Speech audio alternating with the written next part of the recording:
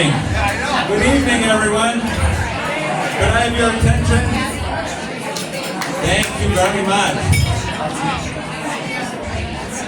Good evening, everyone, and thank you to Mayor Jim Fiorentini's Thank You Party.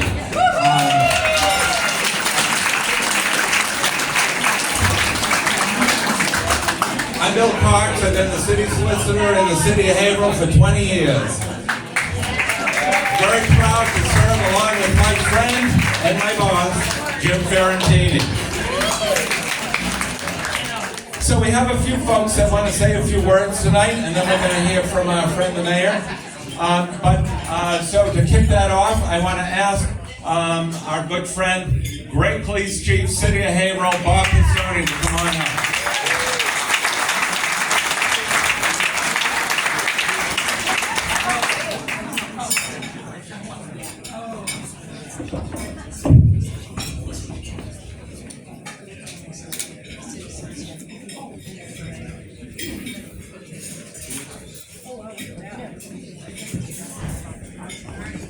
Thank you, Solicitor Cox. Good evening, everybody. Mayor Fiorentini, Mrs. Fiorentini, family, friends, distinguished guests, Bob Pistone.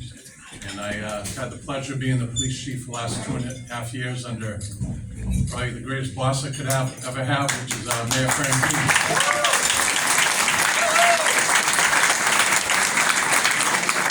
So a couple quick facts. In the last 10 years, crime is down 68% in Haverhill.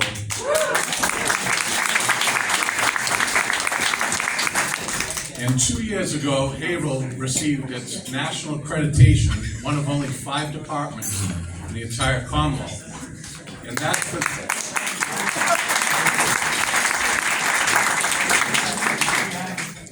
that is only possible by having an experienced mayor like we have that allows the city of Haverhill, the police department, to have the funding that it needs, the staffing that it needs, and the backing and the wisdom and the vision of a man like Jim Fiorentini. That's only possible with that great mayor.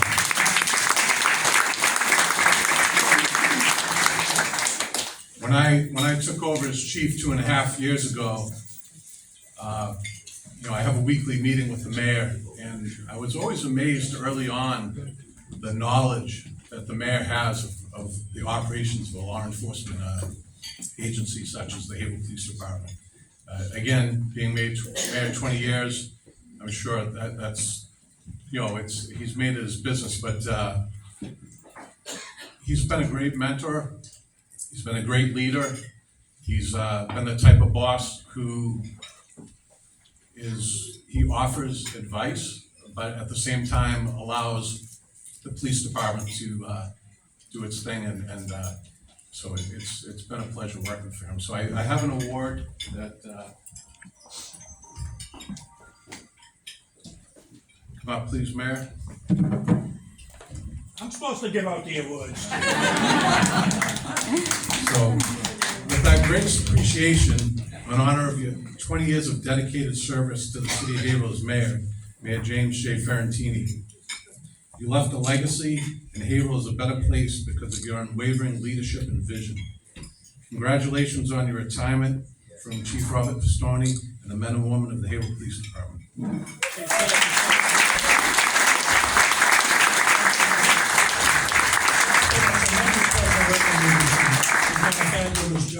Someone said to me, people said two things to me the other day. Someone said, appointing him as one of your best appointments, and it worked.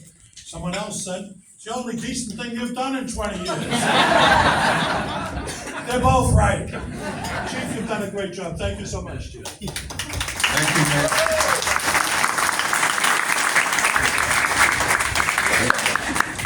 Thank you very much, Chief.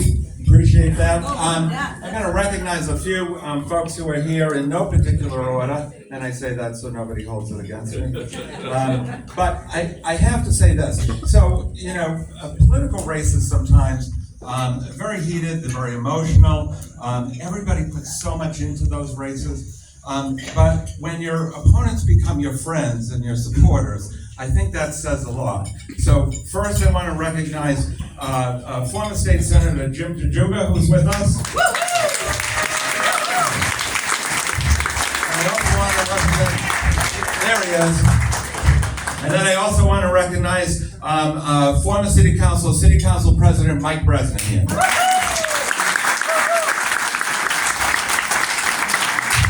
And we also have Sean Toohey was here from the City Council before. We have Joe Bevilacqua from the City Council who's here this evening. We have former councilors, Mary Ellen Daly O'Brien, who's with us. Christine Patel, who is with us.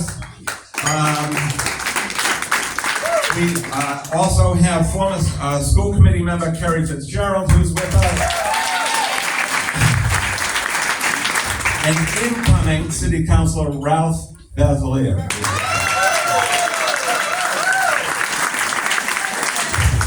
So, with that, I want to call up the mayor's friend and former campaign manager, Joe Gagne, who wants to say a few words on behalf of the mayor.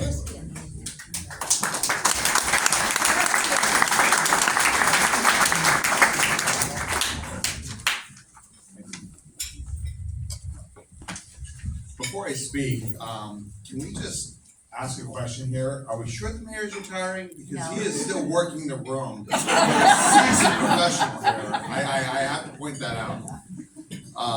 Mr. Mayor, thank you for giving me this honor to speak about the first campaign that kicked off your 20-year career as the mayor of the great city of Haverhill.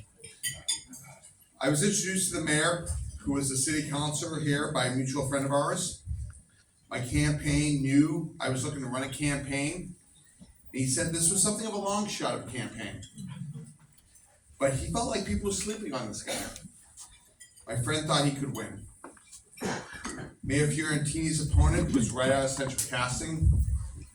Councilor Bresnahan, this is your fault, right here. This is your fault. Which was, back then, you were Mitt Romney 2.0, even better.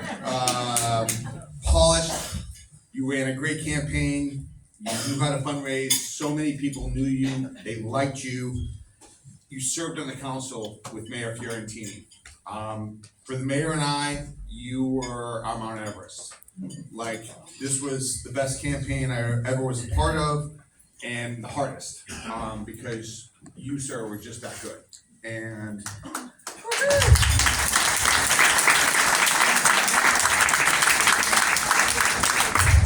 that said, I knew that my friend might have been onto something. And it wasn't because of you, sir. It was because after I met the mayor, I knew he could win. You see things, and I have been around forever. I literally knocked on doors for Walter Mondale when I was 10 years old. So I've been around, and I saw three things in the mayor that gave me an understanding that why we could win and how we could win. One was he worked so very hard at everything he did. I mean, this man worked, and he worked hard. Second was he had, outside of his love of his wife Martha and his children, there was only two things Jim Fiorentini loved. One was public service, and the second was the city of Haverhill.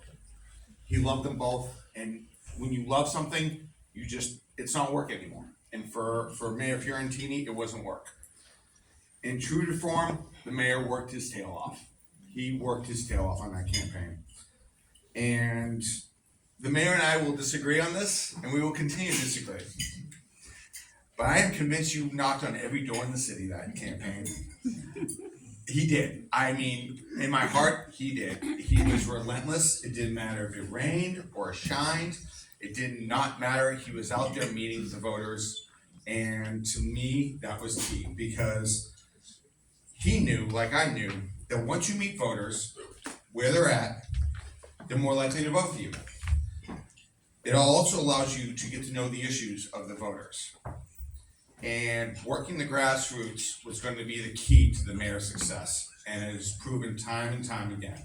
He listened to the voters, he listened to the grassroots, he got to know Haverhill at its very core level. And no one worked that grassroots harder than the mayor in the 40 years that I've been doing politics.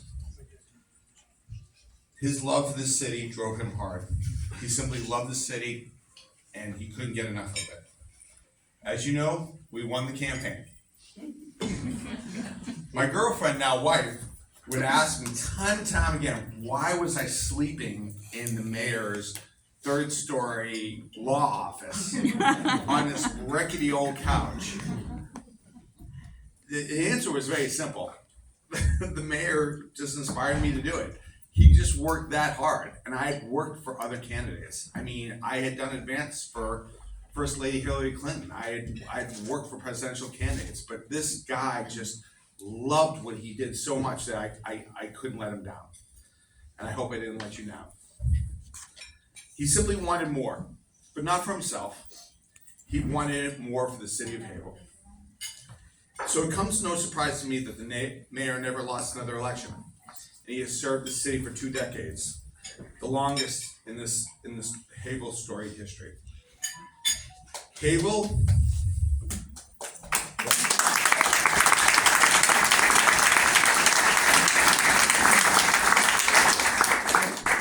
is far different today than it was from this side of the South Shore. I'm from Hull, don't hold that against me. When I first drove into this town 20 years ago. We all have Mayor Fiorentini to thank for the many, many blessings that Haverhill has had over the last 20 years. Thank you.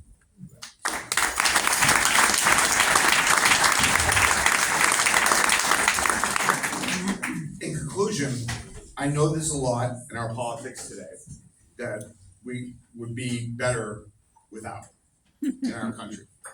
We can all agree upon that. True. But I speak as a Democrat that the one thing my party needs and desperately needs is more Jim Fiorentinis.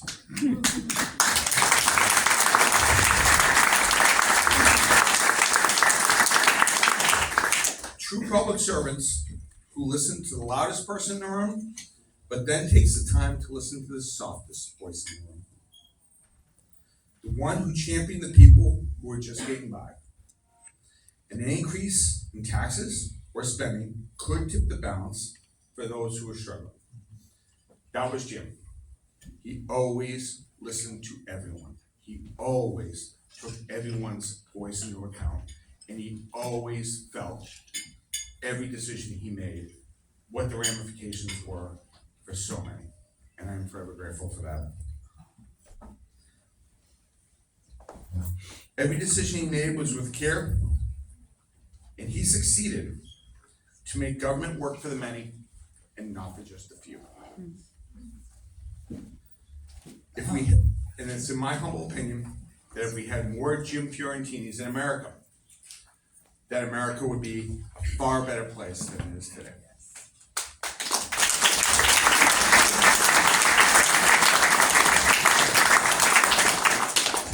So, Mr. Mayor, thank you for all that you've done for Haverhill and what you did for me personally. It was an honor to run your first campaign. We all owe you a large debt of gratitude. Thank you, Mr. Mayor.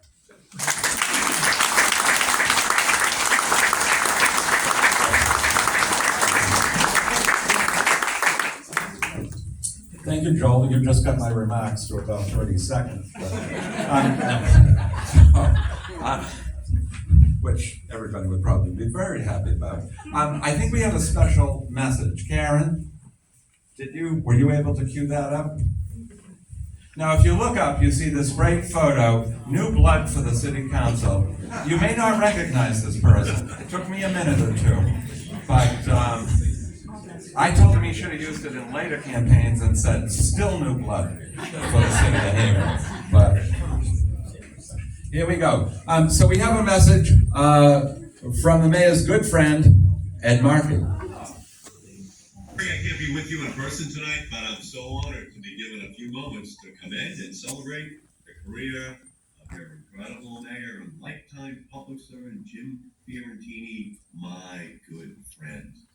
Mayor Fiorentini is Haverhill's hometown hero. In his tenure, the city saw unprecedented success, revitalizing the downtown, attracting jobs and businesses to the community, and improving the lives of each and every citizen, which he could. Jim Fiorentini knows his constituents on such a deep level. And each day, he carried the stories, the concerns, and the hopes of neighbors and residents with him to the mayor's office. It is because of him and his relationship with the community that Haverhill has had so much success throughout his time as the mayor. And it's my honor to have been a partner with him and helping him. And so I hope you will all take the time today to honor the career of Mayor Fiorentini, who exemplifies every quality we could ever ask of our public officials. My friends, congratulations. It was always just an incredible honor to be up there in the office with you. And I know you have many more contributions yet to be made to the city. So congratulations, my friend. Thank you, Senator Martin.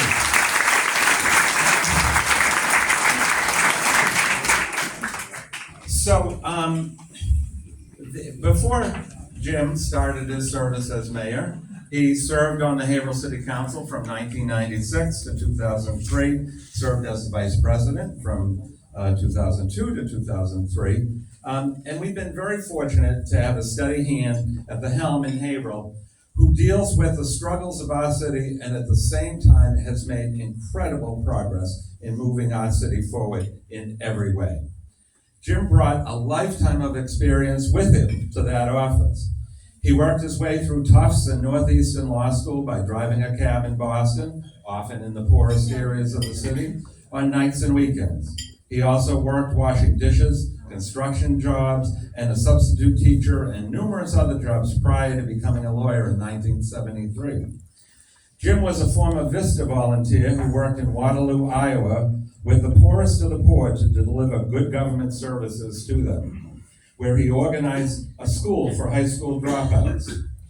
His achievements are too numerous for his 20 years of service as mayor to mention them all, but let me mention a few. Stop laughing. So he paid off the Hale debt and restored the city to great fiscal health. He modernized city government and repaired and restored just about every city building, renovated Haverhill High School, built a new hunting school, and got a new Constantino school underway. And proof that he's not done yet, in the last few days, he's also gotten underway a new Whittier Vo-Tech school and a new J.G. Whittier school as well.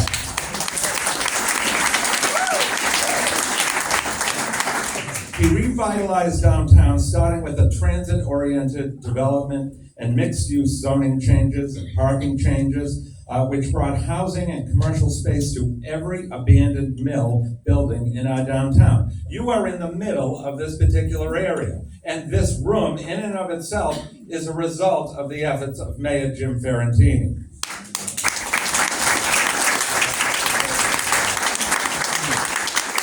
He partnered with the MBRTA on the downtown garage, which is just down the street, redevelopment of the Woolworth building, and its redevelopment into Harbor Place.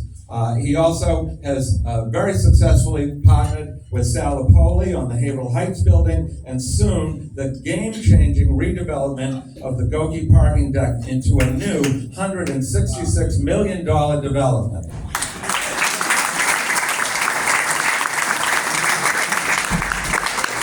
Together, he has brought thousands and thousands of new housing units into the city of Haverhill. This is one of the things he's very proud of, expanding and promoting the restaurant district here in downtown Haverhill, which he likes to call the best restaurant district north of the North End. The Broadway Office Park expansion, Target, Amazon, Monogram Foods, Edwards Vacuum Engineering, other companies, bringing hundreds of new jobs to the city of Haverhill. He provided a steady hand as mayor in navigating our city through the COVID pandemic, making sure people received the health care they needed and the protections against the disease that they needed. He created a separate health department and appointed a full-time health director. Many quality of life changes, such as implementing curbside recycling, brought back riverboat cruises downtown, approval of a second cable company in Haverhill, Breeze Line, paved miles and miles of city roads, starting the first comprehensive sidewalk rebuilding program in Haverhill in almost 100 years.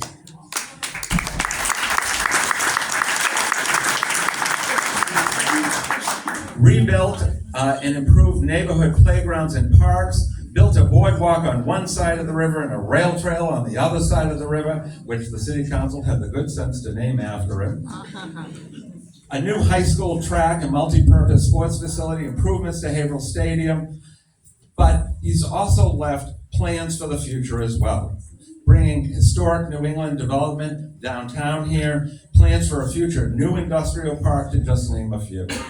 But for all of his notable achievements, Jim has remained committed to demanding what's best for the city and its residents at all times. In my 20 years of working with him, I have been a witness to his unbeatable work ethic. Trust me, when he started and you would get a text from him at 3 a.m., you knew you were in trouble.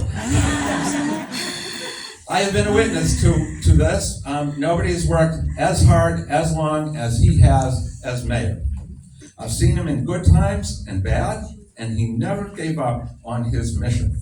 Even when he had some health challenges of his own, he never gave up or gave in, and always rose to the occasion to make sure that Haverhill got what it deserved, the best. And with Jim as our mayor, we got exactly that, the best. Please give it up for our friend and mayor, Jim Fiorentini.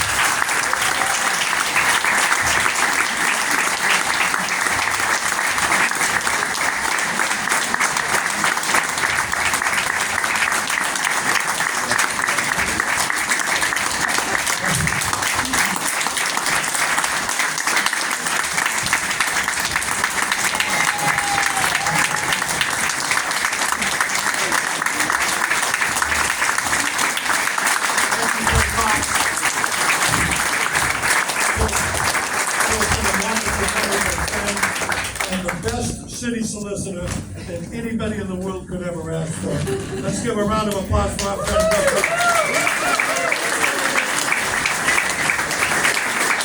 This is like going to your own way. It does have some advantages over being at your own way, though. I really appreciate it. You know, I thank Senator Markey for his remarks, and I thank those of you who are here, but you notice I didn't have a lot of politicians here. I wanted here the people that brought me to the dance, and that's all of you. I never in a million years would have been mayor without all of you. And that's what I wanted for a retirement party. I wanted an opportunity to say thank you. You know, people ask me why I love the job. My sister Susan is here, reminded me today of the other jobs I've had. I was a cab driver, and I used to stand on the street corner and sell yo-yos. I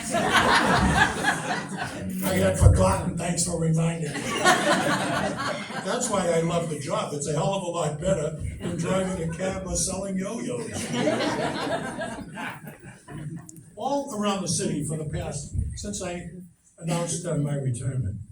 I actually announced it when I started the last campaign.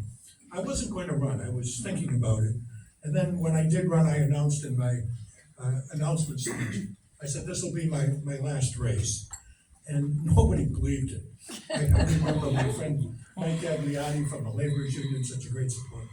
Mike said, I've heard that BS before. You'll be running again. I said, no, this is it.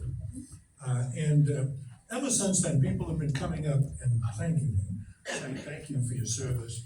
Like I was working in a ditch, doing something that I had to do. The thanks go the other way.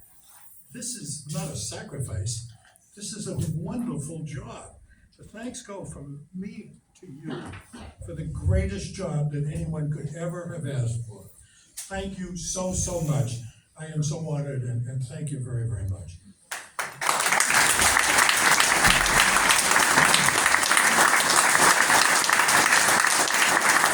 I started my career one hell of a long time ago, and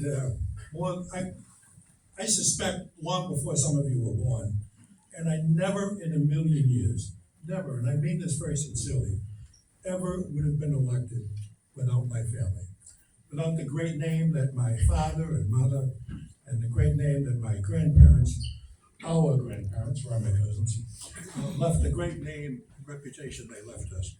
And when I started going door to door, I can't tell you how many people would say, "Oh, I'm voting for you, but I went to your grandfather's store, I went to your grandparents' restaurant, your father was my teacher, your son was my teacher." And I heard that time and time again.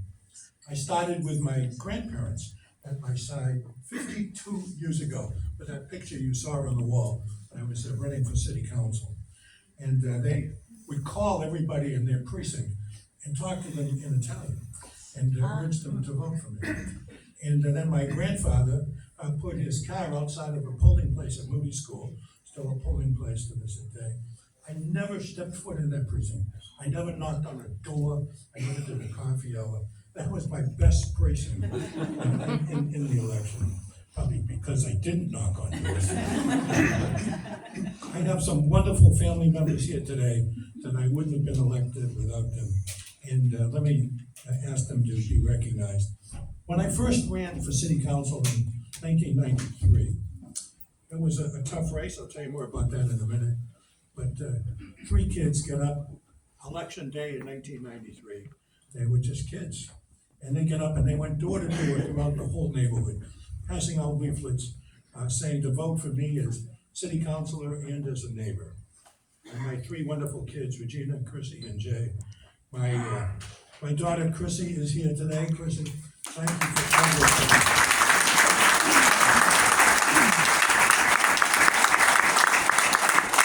My wonderful son Jay, who got up early in the morning.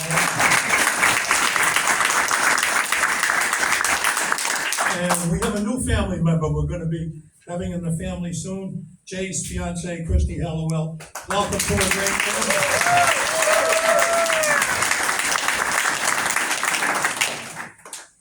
My nieces are here, Lisa Williams and Tom DeLacy, Kristen Carboni and her husband Mike McDonald.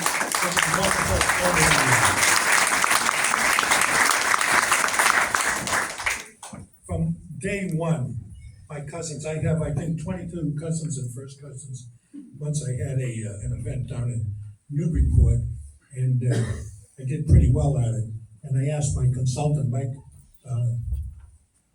Michael Goldman, I said, "How did I do so well?" He said, "I think you had a boat pull up from Italy." And my cousins, my aunts, my uncles, they were there all the time.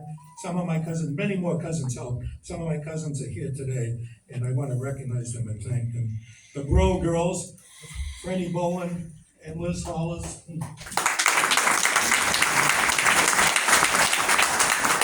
Their brother, my cousin Richie Bro. I'm still calling him Franny, Lizzie, Richie. My cousin been there from day one for me, Bob Stewart.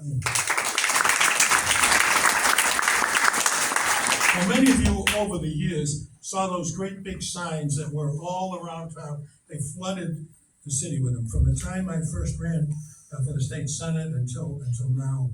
And those signs were all done by one person, my cousin Chickie Mary Elizabeth Taft.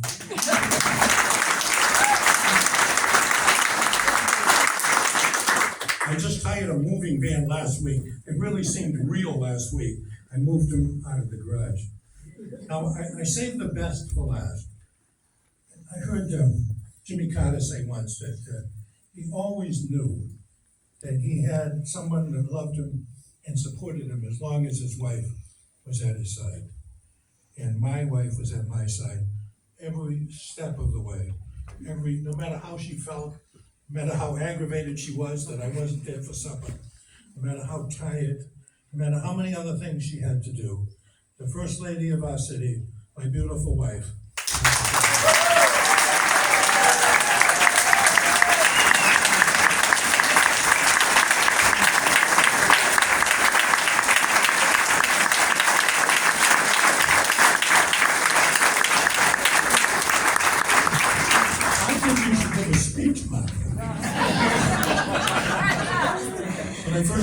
elected as mayor 20 years ago, Martha asked me what the duties were of First Lady. And I said, oh, you have to get up and give speeches.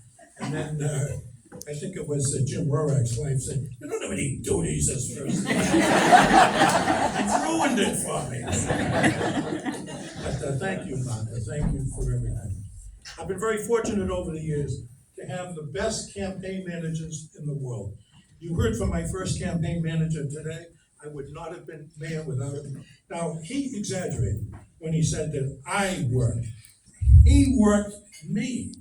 He did sleep upstairs in my law office. And then he would come down during the day and he would say, Jim, you're going out and going door to door. I said, but Joel, I got a will to write. I'm a lawyer. He said, the will can write, can wait. The will can write it. So you are going door to door. Let's go.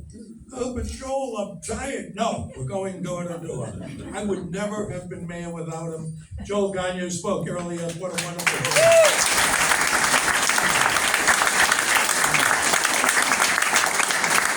We have another wonderful campaign manager here. Helped me 2 campaigns ago, and that's Janice Phillips. Where's Janice? There we go.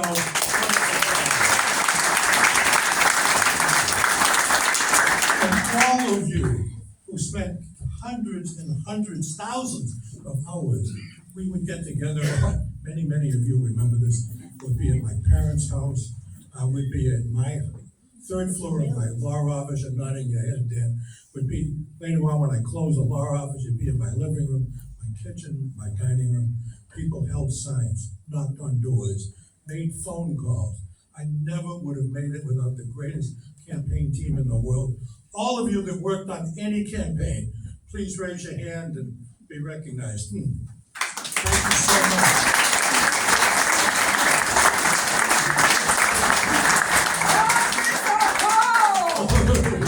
Now, one of the greatest campaigners that I had was my wonderful sister Ann and her husband, my brother-in-law John Savinelli.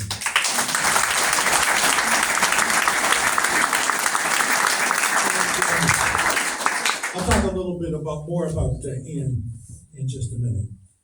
I've been, and one of the very first supporters that I had, been with me since 1971.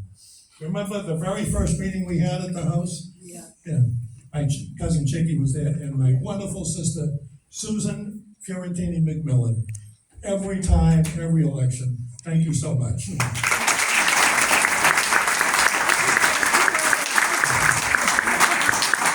In politics all my life. I can't really remember how or why I got into politics. I think I must have fallen off a truck and hit my head or something. I don't know what happened. I oftentimes say I got into politics because when I was a kid, my father took us down the Cape. Do you remember this, Susan? Yeah. To see the man that he said would be president of the United States someday, John Kennedy. And I attributed to that. But I really think I'd already decided I was going to be president before I saw him on the lawn. My dad exaggerated that over the years. He said that Kennedy came out and introduced himself and shook our hands. Am I right, Susan? Nothing like that ever happened. He just came out and waved. And I said, that's it. Somebody asked me recently, did you always want to be mayor? I said, are you crazy, mayor? When I grew up, mayor was a part-time job. The mayor was our mailman. That's a perfectly honorable and good profession. I had no desire to deliver mail. I wanted to be president like every kid that gets into office, that runs for office. So I don't know what caused it, but whatever it was. Aaron Schindberg at the house. Well, that's right. I started, when we were there at the, down at the Cape, I said, I'm gonna do this. I'm gonna get involved in campaigns. And 60 years ago, I had my first chance to work for a young man who was running a campaign that everyone in the world said he had no shot of winning. I used to play tennis at Winnie Kinney, and the guy who ran the tennis court said, that kid has no shot whatsoever. Then I'd go mail something at the post office. They'd say, what are you doing? He's no shot. I didn't have a car or a driver's license. I put his bumper sticker on my bike. And people would come up to me and say, "You're crazy. He has no chance whatsoever." But he didn't believe it, and neither did I. I was just a kid. I got the political bug from him. My very first campaign, he's here tonight, he's still my friend, Aaron Schinberg.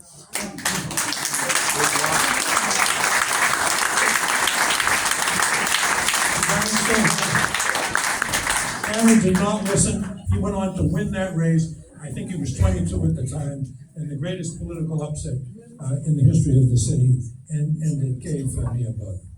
And 52 years ago, I ran my first race, and you saw the picture on the wall, me blood for city council. That was about 50 pounds ago, and 52 years ago. And I know there are people here tonight who have been with me for the entire 52 years, and I want to recognize them here. My good friend, 52 years of campaigning for me. More than that, she was in the Schinberg campaign. My good friend, Louise Bevilacqua.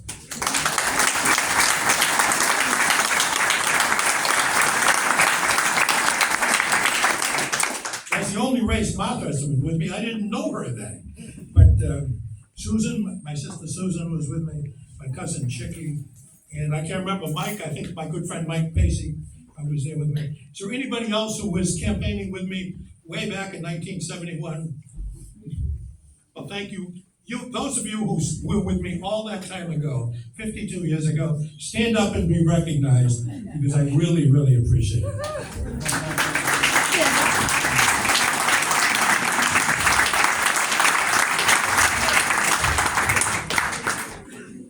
Everyone told me in that race that I didn't have a chance in the world, but I knew from Aaron, don't listen to that.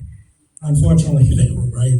I didn't have a chance in the world, and I lost. But you know, when you're 20, whatever I was, 24, you don't listen to things like that. You think you can do anything. And I got to say, losing was tough. But eventually, I got back into it, and I ran in 1994 for the state senate. And once again, people said I didn't have a shot in the world. And once again, they were right. But I did win that race in a way, because I was introduced to a guy that they asked me to hire as campaign manager. He didn't know anything at all about politics, but he was a really great guy, a great writer. And I hired him in the hopes that he'd marry my sister. And indeed, he did. He had my brother-in-law, my sister Susan's husband. We miss him. He's passed on, but I won that race.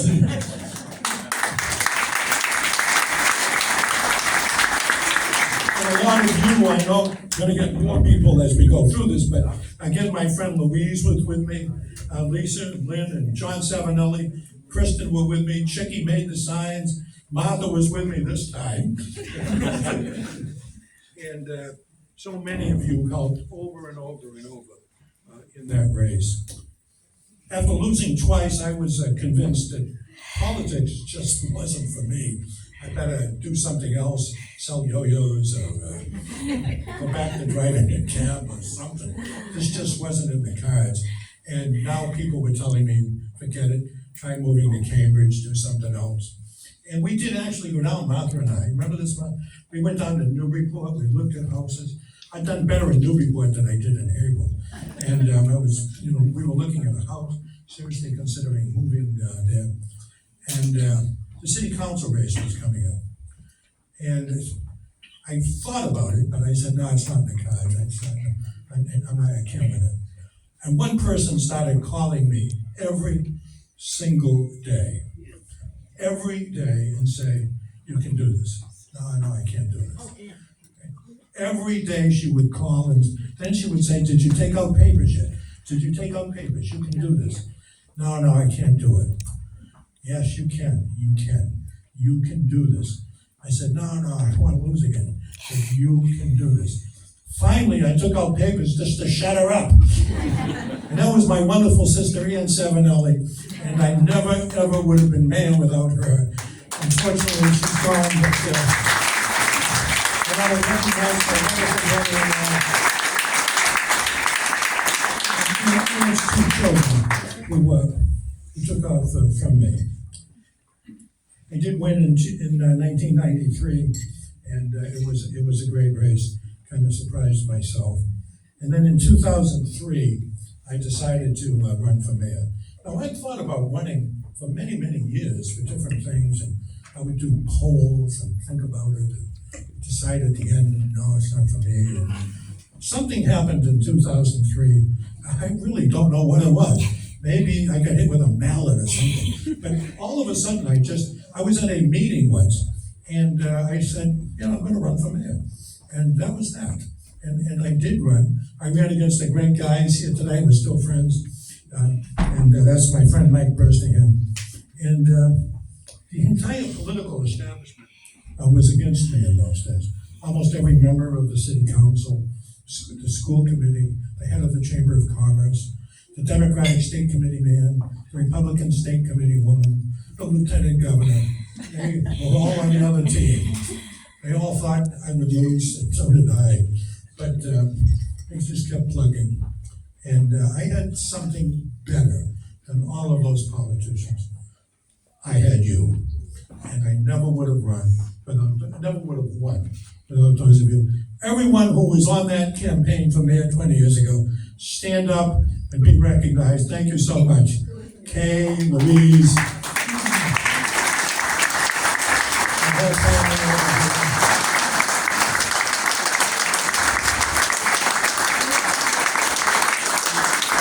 I've run a lot of campaigns. That was by far the best campaign that I have ever run. I remember election day, we were calling people would get 3 or 4 phone calls. They would tell me to shut up, stop calling. We knocked on 1,000 doors just on election day. I started at 5 in the morning going out leafleting, then we would go out and put calls in. I remember election night, I called some guy, we would call the people we knew were with us, but didn't vote all the time. The guy said, if you lose this election, call the FBI. He said, you're calling me. I've had 3 other calls today. While you're calling me, there's somebody outside knocking on my door to give me a ride to the polling place. It was the greatest campaign, and for all of you, when I announced that year, we decided to go out and have a kickoff. I had very few supporters, so we rented the smallest venue that we could find in that little place that became George's and the corner bistro. And we had an amazing team, and all I can say is thank you to all of you who were with me. And for 20 years, you folks have been with me, time after time after time. We had some rough campaigns, but we had to work really hard. We had some easy campaigns when we had no opponents. But I never, ever, ever took it anything other than seriously. I remember what Tom Anino said, take every name on the ballot seriously. And even when there was no name on the ballot, I was also always cognizant of what had happened in Lynn, where on the very last weekend before an election, there'd been a write-in campaign that had ended up ultimately defeating the mayor. So we took every election seriously, with an opponent or not. And thanks to all of you, we were able to win 10 elections in a row, and thank you so much for that. And any of you that helped in any way in any of those campaigns, thank you.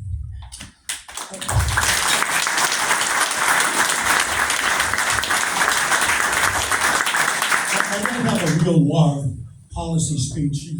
Many of you have heard me give it many, many times, but let me just touch briefly on what we did in 20 years, what all of you did. The city that I inherited, and the greatest job in the world, had a lot of problems back then. We had to hail debt, the largest municipal debt in the history of Massachusetts. The high school was on accreditation probation.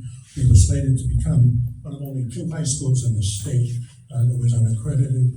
Many of the buildings downtown, all of these buildings around us, they were vacant. And so many of you played such critical roles in the revitalization of Haverhill. You served on boards, many of you here were on the boards.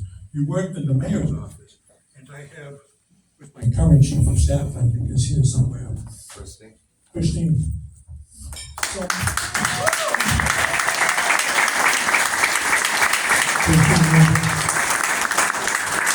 and so many others of you that worked for the city the whole 20 years. I see Vinnie Roulette here, and Bill Cox, and Andrew Hurley, and I know I'm gonna miss 10 or 12 people, but you just were absolutely wonderful. And many of you helped by giving me advice along the way, and telling me which direction to go in. And I didn't always agree, but I always listened, always. And together, we were able to turn the city around. When I ran 20 years ago, I used to make a joke. People would say, "What are you gonna do as mayor?" And I would say, "I promise you, you can trust this politician. I'm gonna raise your taxes and cut your services." And I tell them later, I said, "Well, at least you know I didn't lie. I lived up to my promises." But we promised a few other things. I promised that I would do my best and try to make the city government, to make City Hall look more like the city, not like an exclusive country club.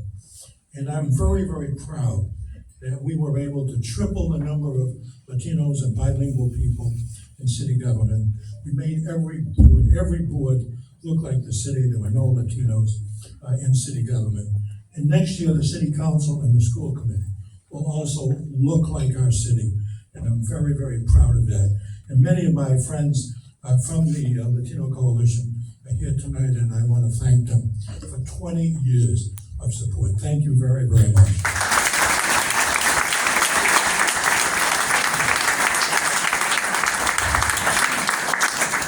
One of my campaign consultants at the time came up with a slogan to have a plan for today and a plan for tomorrow. And that was to tackle the Hale debt. And our plan was to make cuts, put the old shoe factories back on the tax rolls. And with your help, we were able to do it. The Hale debt, the largest municipal debt in the history of the state, today is gone. It's paid, and we can all be proud of that.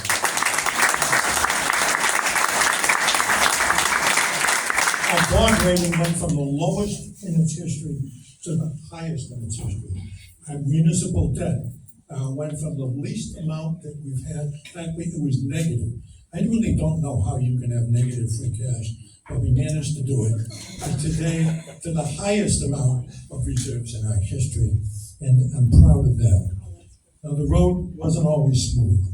I'm not going to tell you that I didn't make any mistakes in 20 years. The road was bumpy. We all did the best that we could to get thrown into the job. Sometimes I tell people being mayor is like you're walking by a building and a giant arm reaches out, grabs you through the window, sits you at a table and says, "It's your turn." And I gave it my all, I gave it my best. And there were things that didn't work out quite the way we wanted. But at the end, we rebuilt downtown. We added millions of dollars every year to our tax base and paid off the Hale debt. We rezoned several times. We brought in national developers. So many of you contributed to that, giving me advice and helping me. With the extra money, we were able to have the largest number of police in our history. We were able to fix our infrastructure. We were able to build new schools, a hunking school. I'm very proud of that. The Constantino breaks ground in the spring. As Bill mentioned, the J.G. Whittier just got approved. And we were able to fix the old schools. Every school in the city had repairs done to it, new windows, new doors, new boilers, new roofs, every single school. Now, building a new city is never done. The people who are more eloquent than I would call their goal to build a shining city on a hill. And many people have said that. The shining city is never completely built. It's a vision. And today, we've made a lot of progress. We've turned table around, but there's still challenges. Our number one challenge is housing. There just isn't enough housing. And it breaks my heart when people call me crying and say they can't find a place to live. There is no place to live. And that's our number one challenge. A challenge that goes with it is sustainability. We should all be proud of the hundreds of units we brought into downtown. The $5 million in additional tax revenue brought in just from downtown. Now our challenge, there are many wonderful people moving into the city. Our challenge is keeping them here, and we need family housing. so that those folks will be here and that they will be here. I have every confidence in the new leadership in the city. We have one of the new councilors here. There'll be a whole new council. There'll be a whole new school committee. There'll be a new mayor. And I have confidence in their leadership that just as we got through the challenges we faced 20 years ago, they will meet the challenge. They will get through it. And I know, thanks to all of you, I know our best days lie ahead of us. Folks, for the greatest honor and the greatest thrill in the world, thank you, thank you, thank you. It's my pleasure.